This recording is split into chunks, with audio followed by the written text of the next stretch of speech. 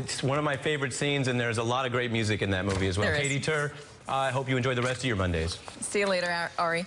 Tonight, there is growing pressure on Donald Trump as he confronts all of this heat from the Mueller probe. A former top campaign aide, this is brand new, Rick Gates, now ready to plead guilty in the Mueller probe. He would be testifying, of course, against his old boss, Paul Manafort. Sources telling the LA Times Gates will plead guilty to fraud-related charges within days. One source says Gates would give prosecutors the, quote, cherry on top against their case against Manafort. That news, of course, is coming while Washington still digests this unprecedented set of charges from Bob Mueller against 13 Russians conducting information warfare against the U.S., of course, for the election interference. All of this news has driven Donald Trump to lash out, even by his own standards. This has been quite the tweet storm this weekend. He falsely insisted the Mueller indictments clear him. They don't. He attacked the FBI, bringing in the shooting. He even lashed out his own national security advisor for confronting the Russians.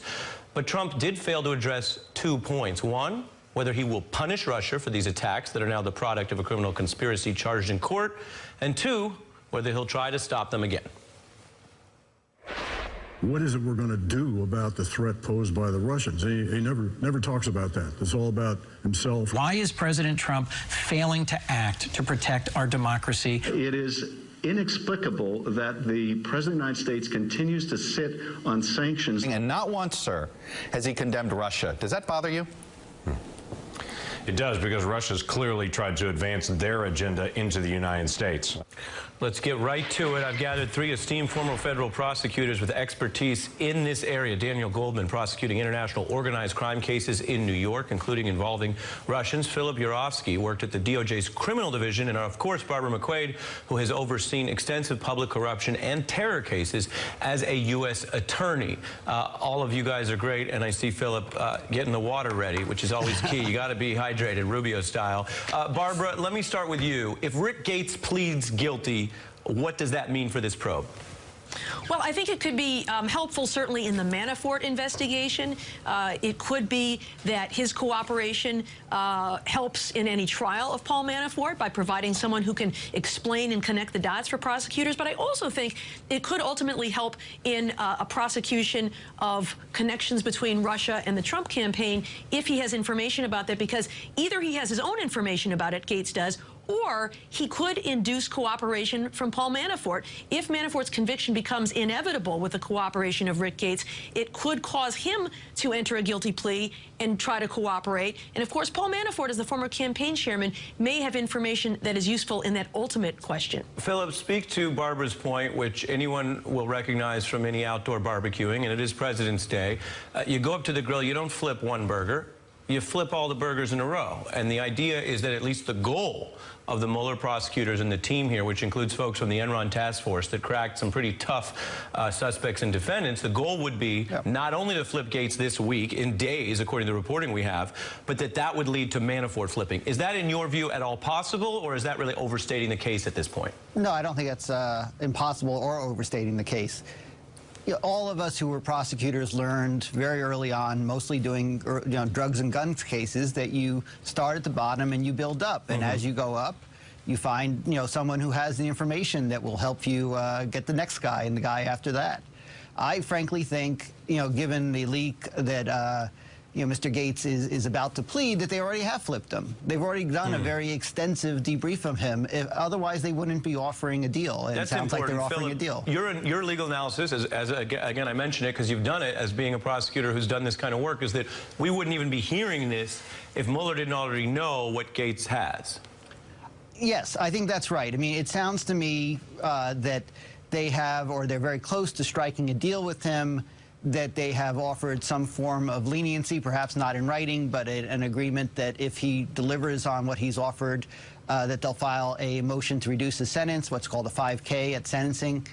I think that they're very likely very, very close, and they know what he said or what he will say, either through a proffer from his attorney or more likely through a direct interview proffer from him. Yeah, and that's a remarkable place that we're in, because a year ago, Daniel, you would not have been sitting here thinking that the people running the Trump campaign, the campaign manager, the deputy, and Mike Flynn, clearly the most senior national security voice they had, would all be in this predicament. And yet you run that against the reason you're here, which is what does it mean to prosecute foreign nationals? Take a listen to H.R. McMaster speaking here at this Munich conference, making waves in his view of what Mueller found. And as you can see with the FBI indictment, the evidence is now really incontrovertible and available in the public domain. Let's be clear. That's Mike Flynn's replacement. That is the man, right, talking about the investigation that got a guilty plea of his predecessor. And then you look to the skepticism, which we always cover all sides and reactions here. There is a skeptical view in the United States, particularly among some Trump allies, of, well, what does it even mean to indict foreigners, and is it really a big deal? You've done this before. Does it matter? Well, it matters in a whole host of different ways. One, it could matter because you're bringing people to justice from overseas. And as long as you have jurisdiction here in the United States based on their conduct touching upon the United States, then that's obviously the #1 primary goal. But second, you have two other potential goals. One is what we would often call naming and shaming, where, as in this case, where you don't really expect to get anyone in court. You don't expect to arrest anyone. The United States does not have an extradition treaty with Russia, and Russia will almost certainly not agree to extradite their own citizens, which is actually more common than you would expect. But you want to put out in the public record what crimes foreign internationals have committed against the United States. And so you have that aspect of what the Mueller indictment is. This is really a document of historical record as to what occurred related to social media infiltration of the 2016 election. And when you lay that predicate, Philip, can that then be used for potential American collaboration in any foreign conspiracy? Well, yes. I see this as the beginning of a series of indictments, perhaps. This lays out the case that there was, from the Mueller investigation, that there is, in fact, evidence of Russian meddling. It's very specific. It's interesting to me, how specific it is. It indicates that they have, some source of information that gave them inside information that they believe is authentic. And this doesn't mean that that's the end of it. I think you can go from here to there to there, whether... I agree that this could very well be an indictment for public consumption, to indicate that there is a there to refute some of the messaging that's been in the press and from the Congress over the past, and the administration over the past, several weeks. But it also could be used to influence and put pressure on people to provide information. Right.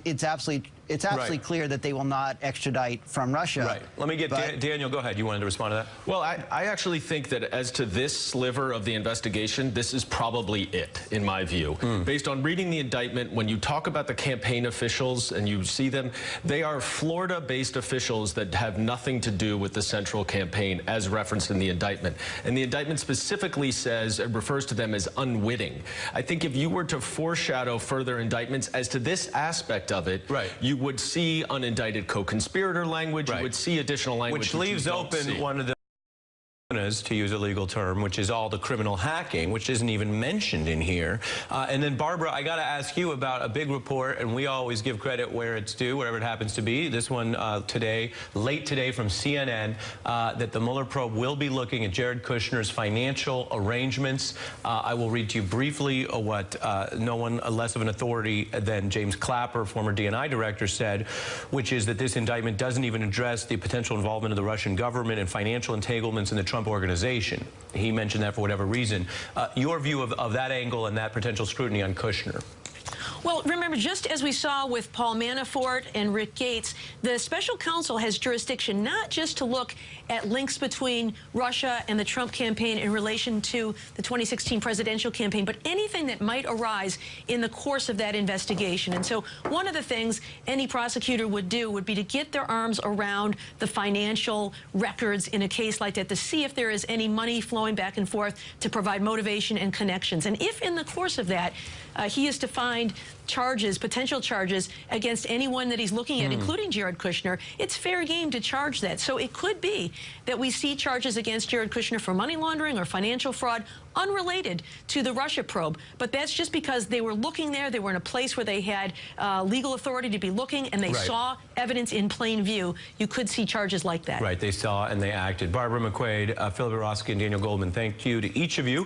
Coming up, Facebook's response to the Mueller indictment and why Donald Trump is quoting it. Malcolm Nance joins me live about Putin's secret plan to continue to abuse social media. And a key question in the indictment tonight, why did the Russians support not only Trump, which we've heard about, but Bernie Sanders, and how early? I have a special breakdown on that tonight in the show. And my interview with one of the biggest stars of the biggest films in America.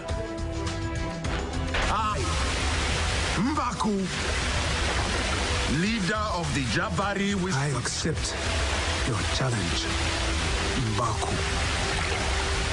Glory to Hanuman. Started from... The new Mueller indictment argues Russia weaponized Facebook. Mueller cites Facebook and its company Instagram a lot. The Russians created hundreds of accounts and Facebook pages. An elaborate scheme to influence the 2016 election through social media. Russians then allegedly stole social security numbers and dates of birth of real Americans without their knowledge, opening PayPal accounts in their names to buy political ads on sites like Facebook. And the Russians creating these groups impersonating American activists. Over 100 million Americans saw them. The Russians also used Facebook to organize rallies in the real world, like that one in Houston. They even mimicked Trump's own language, saying, what about organizing a huge pro-Trump flash mob? So what did Mark Zuckerberg say about this new indictment? Not much. The company had a lower-level executive, Rob Goldman, tweet that, in his opinion of these Russian ads, the main goal was not swaying the election. Mr. Goldman, there you see it, appears to think that his opinion is key. Donald Trump even quoted it over the weekend. But Facebook is actually wrong here. Mueller just charged a criminal conspiracy on the premise that the election meddling was part of Russia's goal. I'm joined now by Malcolm Nance. Why did Facebook become so key for this Russian operation? It's very simple. Facebook was one of the largest social media platforms in the world. And the Russians, in a way, they wanted to alter the perception of how America saw whatever meta-narrative that they wanted to introduce, which in this case was Hillary Clinton bad, Donald Trump awesome. And by doing that, Facebook became not just a tool, they became a guided weapon system in which everything that the Russians wanted to inject into the conversation was turned into a weapon, and they hacked the mindset of the American public who used Facebook. Take a listen to Mr. Goldman, who, like other Facebook leaders, seems to operate on the premise that they just understand this, you know, better than people like you that have all this intel experience and better than others who studied this. This was him explaining the approach to advertising. The Facebook ad products are differentiated primarily by the fact that Facebook is so knowledgeable about people. And we just try to kind of run that loop over and over again, getting smarter as we go. A loop where they get smarter. Why do they seem to still struggle, not only with combating this, which you and I have discussed before, there are difficult parts to it, it's not to scapegoat, but they seem to struggle with even having a civic dialogue about this at a point where America is obviously concerned about this? Well, as we know, 150 million Americans may have been exposed to Russian-created propaganda for this election through exposure through Facebook and other platforms. You wouldn't have them say this exact same statement if we were talking 2 years ago about ISIS media and ISIS postings, which were out there. I wrote a whole book on ISIS social media, and Facebook and Twitter went immediately after them, saw that content, and shut it down. But you're talking about content which is not immediately identifiable as coming from a hostile actor. We're talking about an operation which hacked the mindset of every person who retweeted some of these, you know, bots and information that came from Russia's propaganda organ. election. Right. And it is on a state level. I mean, you're talking hundreds of people involved in this, millions of dollars per month, and not to mention the very fact that they have been doing this for 70 years. It's just now their propaganda can go by the keystroke. Well, and you make such an important point. I mean, ISIS, which is to be taken seriously, is still fundamentally a wannabe state. We're talking about a nuclear power here with, as you say, tremendous experience that is being deployed on Facebook and elsewhere against us. Malcolm Nance, as always, benefit from your expertise. Up ahead, my special report tonight that I've been working on, looking at how the Russians supported, yes, Donald Trump, but also Bernie Sanders, and how they weaponize our primaries and what we need to do about it. And later, the Black Panther star. The other top story tonight, our special report. Bob Mueller's indictment of Russians interfering in the election clarifies what many have suggested, that while the Russian operation had many goals, when it came to the specific campaigns, they supported two major party candidates, Trump and Bernie Sanders. The indictment alleging Russians used information warfare to support Sanders and Trump. Now, the story in this indictment is honestly so detailed, much of it still hasn't sunk in as of tonight. And apart from Donald Trump, the new facts in here about the 2016 Democratic primary are important. Mueller showing for the first time that the Russian strategy to boost Trump and Sanders was set early in the primaries when both candidates won their first primaries. This was the scene in New Hampshire on February 9th. One-time long shot Bernie Sanders crushed Hillary Clinton. We harnessed the energy and the excitement that the Democratic Party will need to succeed in November. Trump trouncing the field, beating second-place John Kasich by more than 50,000 votes. I love you all. Thank you, New Hampshire. Thank you. The very next day, we now know, Russian planners ordered their operatives to criticize Clinton and the other candidates, quote, except Sanders and Trump.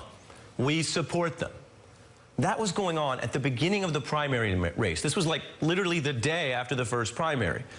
Think about that. On the same day that Americans are waking up to headlines about who won the first primaries, Russians are giving their orders to support those two candidates. And that early start has not been the conventional narrative about Russia's boost for Sanders. Take Bernie Sanders himself, who claims in a new interview Russians basically interfered at the end of his campaign.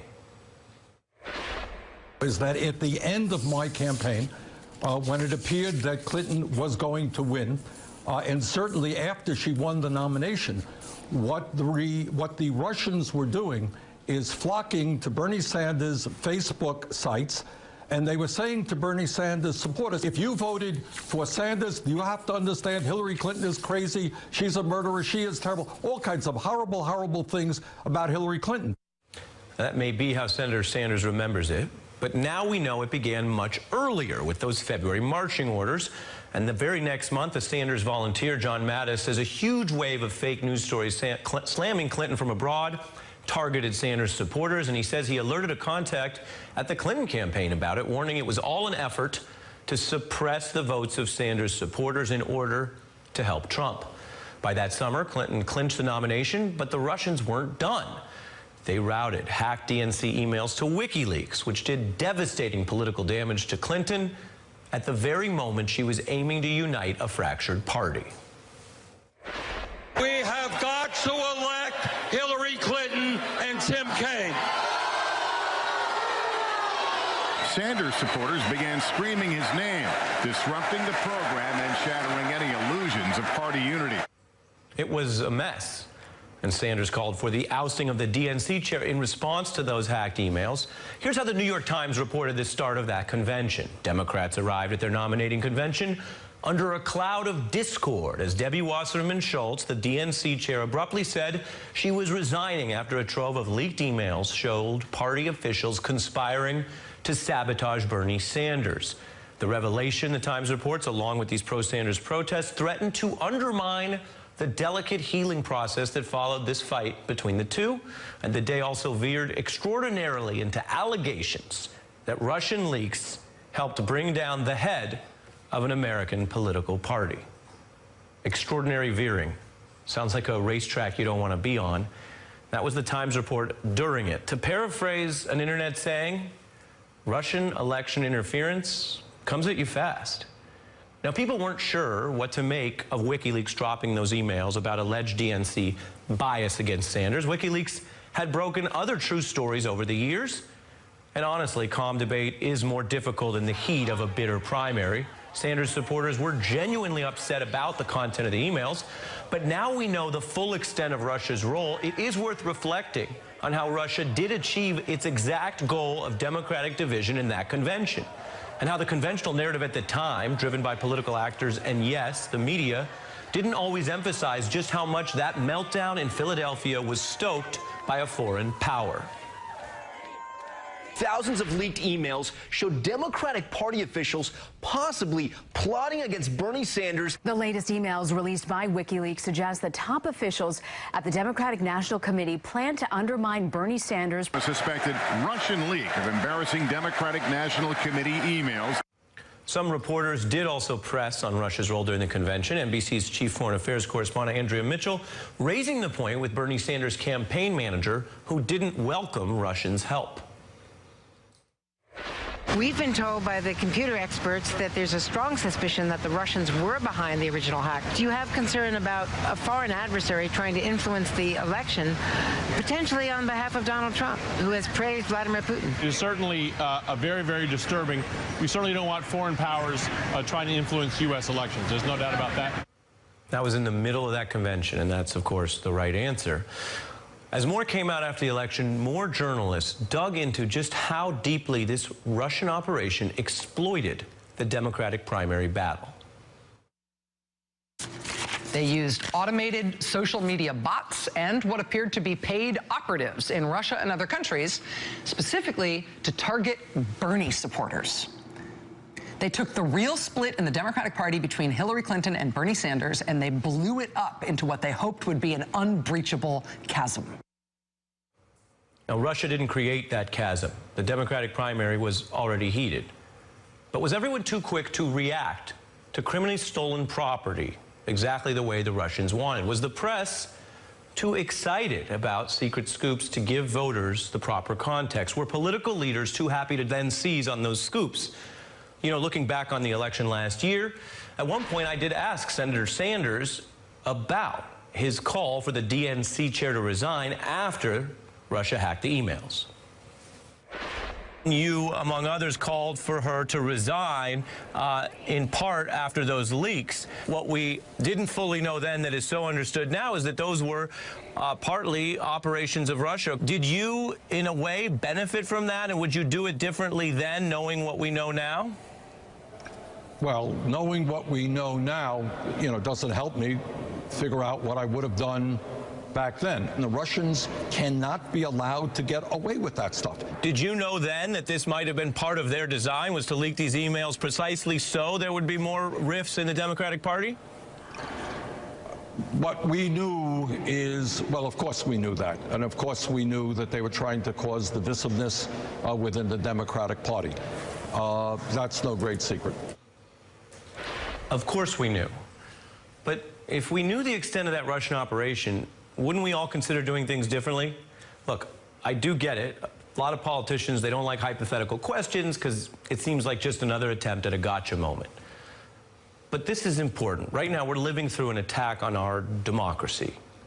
What we learn in hindsight can help with our foresight. No one's accusing Senator Sanders of being just like Trump because they both got name-checked by Russian operatives. The context is different. The Russians backed Trump to help Trump, and the Russians backed Sanders at the convention to hurt Clinton. In other words, to help Trump. The campaign behavior is also different. Sanders' staff not accused of meeting with Russians to get Oppo, and Bernie Sanders didn't respond to any of this news by brazenly asking Putin for help hacking his opponent's emails. That are missing. When it came to Clinton's other email issue, her State Department email, Sanders even agreed that was a distraction. The American people are sick and tired of hearing about your damn emails. So, let me state clearly, there is no equivalence there, period. But it is worth pressing both the candidates that Russia boosted in this operation, and it is worth questioning how all of us are going to deal with this ongoing weaponized information. I think it's a mistake to view this dilemma only through a partisan lens, as settling scores from an old primary, or as a distraction from, yes, also the larger issue of Donald Trump's current Russia relationship. You know, when North Korea attacked Sony over that film, The Interview, it also would have been a mistake to narrow that debate as to whether The Interview was a great film. It wasn't. But I think the bigger question is, what should the U.S. do when foreign powers wage cyber war on American companies? And today the question is, what do we do when the cyber war is waged on our elections and our primaries? How do we navigate leaks that, on the one hand, they may expose real information, but they also are agitating for fake news and division? And how do we inoculate ourselves against those efforts and combat them while also retaining the combination of, I guess, of skepticism and good faith, which we need in a civic society? The Russians were interfering, again, just last month, back at it. They pushed that Republican campaign to, quote, release the memo. But now, brand new, Mueller is showing they spent 2016 pushing another campaign to elect Bernie Sanders. Now, neither of those facts automatically proves whether a given campaign is all good or all bad or something else. But we have to guard against a kind of a digital McCarthyism that falls into that kind of trap, and we have to guard against acting like this is all just old news that we've already figured out. We haven't. These Russian efforts, we're learning, were very effective, even when done on the cheap, and they're just getting started. Mueller mentioned me twice, our campaign, twice in his report. And I think what he was talking about is kind of old news. Is it old news? I'm going to speak about all of this live with the former digital director for Bernie Sanders' presidential campaign. That is straight ahead. We will be back in just 90 seconds. I have asthma, one of many now, including what's in the Mueller indictment on Russian meddling, interference, and support explicitly at times for Bernie Sanders. Did you know that then during the early primary? No, I mean, we knew very little about the things that were going on, and you have to take yourself back to, you mentioned, what was early on in the campaign. This is a multi-year campaign. I started working on this campaign in April 2015. It was a long time, and over that course of that time, we had millions of social engagements. We had, 3 million people donate online to the campaign, and we had 81 million volunteer phone calls. So there was a ton of online grassroots volunteer enthusiasm, and it just would have been impossible for someone like me who was, even in this stuff all day to actually notice, what was going on. So we really did not know. Right, and you're more immersed in it than most people, so it's very interesting to hear that this was not clear or abundantly in your face at the time.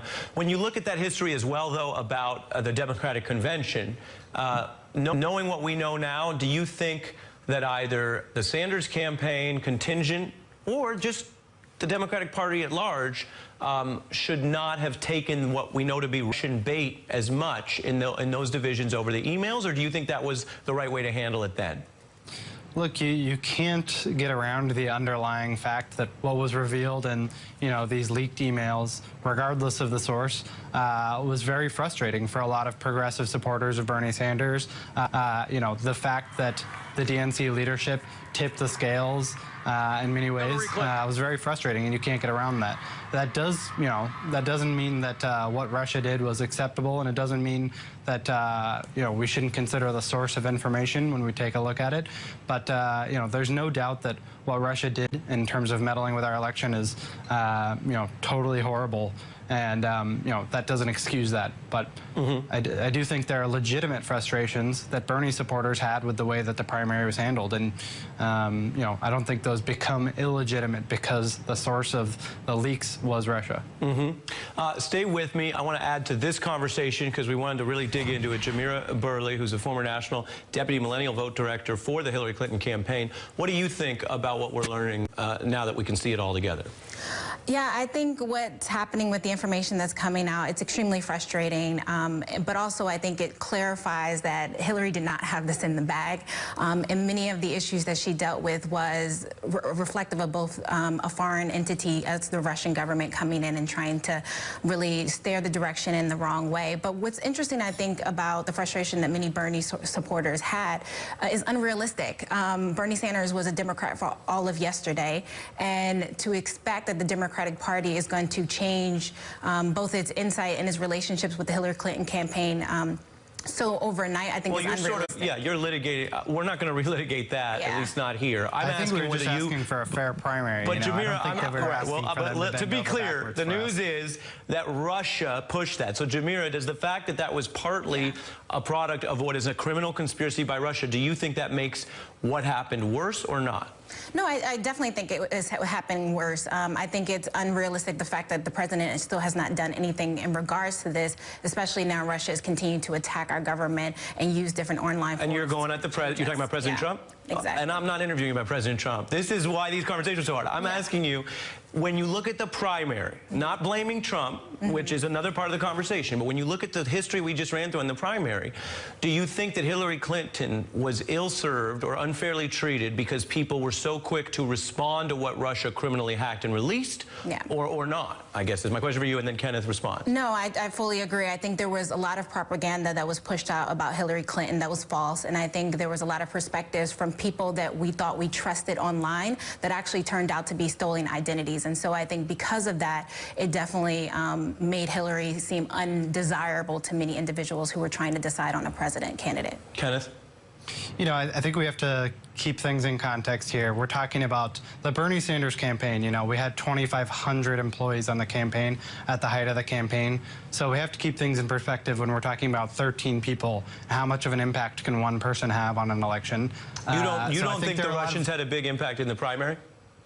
It's impossible for me to measure the impact that someone had or did not have in the primary or in the general election. But there's a view that some of this, and let me give you this again to you, Kenneth, there is a view that for various reasons, the level of impact of these Russian efforts are overstated. When you look at how tight the Democratic primary was, is that your view of it?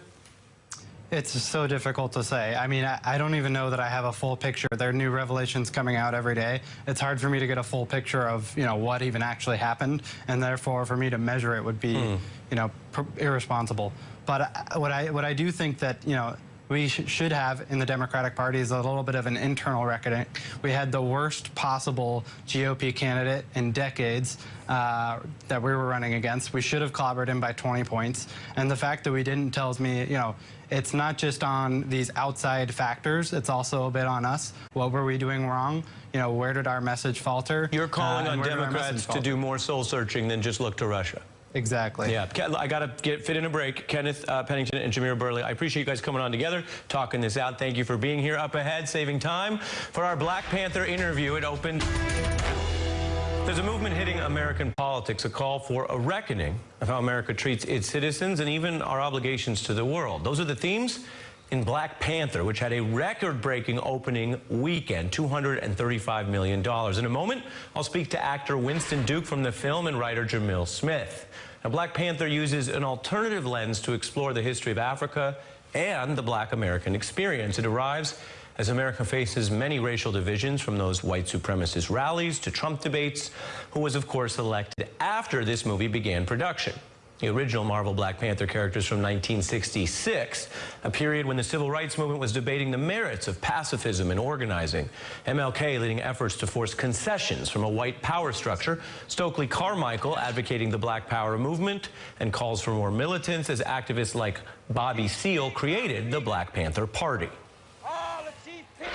With all the Panther power that can be mustered, we will greet you. We will annihilate you. We greet you only with the revolutionary fervor of the people. Black people across the country are becoming politically aware of their position and their strength and of their ability to move. And the question is whether or not this country is going to be able to meet their needs peacefully, or whether they will have to move to disrupt this country in order to force the country to speak to their needs. That is what Black Panther meant Then, Marvel even briefly changing the name over the association. And while MLK spoke about a dream, something hard but attainable, the comic was about fantasy, something you imagine that's probably impossible. Black Panther depicts a black hero gifted not only in strength but intellect, and equally intelligent and strong black women generals fighting alongside him. It imagines an African nation that was never colonized and leads the world in tech.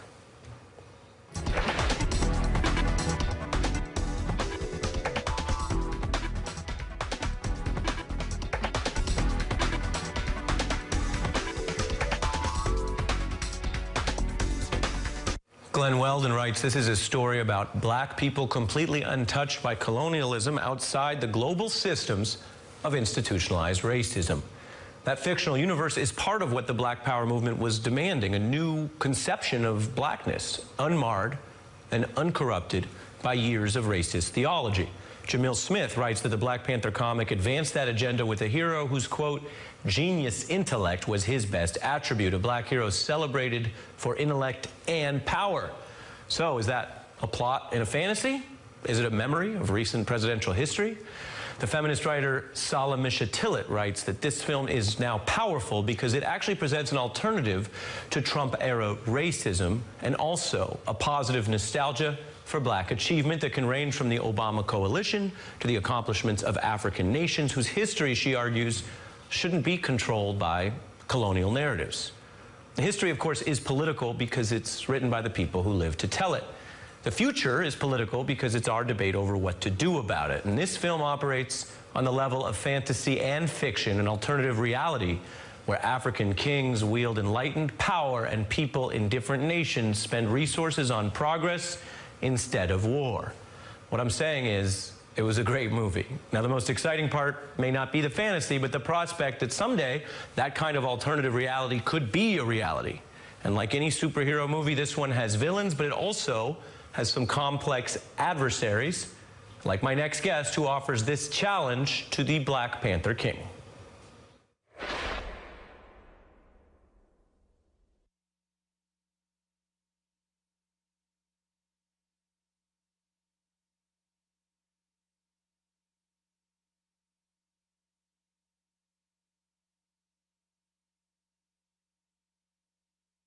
I'm joined by Winston Duke, who stars in Black Panther, plays the character M'Baku. Thank you very much for coming. This is a big time for you guys. This movie means what to you as an actor, as an African immigrant, as someone in America? This film, I feel, offers an opportunity for people to somewhat reclaim a history that feels incredibly distant and lost.